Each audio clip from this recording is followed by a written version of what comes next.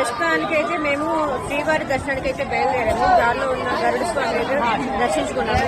ఇక్కడ అన్నప్రసాద కేంద్రం ఉంది. ముందు కొంచెం భోజనం చేసి ఆ తర్వాత శ్రీవారి దర్శనానికి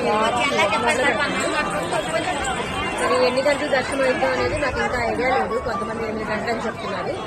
చూద్దాం ఎలా ఉంటుంది. ఇక్కడ వాతావరణం అయితే బాగా చలిగా చాలా క్లైమేట్ అయితే బాగుంది. కానీ రేపు మార్నింగ్కి ఎలా ఉంటుందో మా పరిస్థితి తెలీదు. కానీ చాలా అయితే బాగుంది అన్నమాట వెదర్.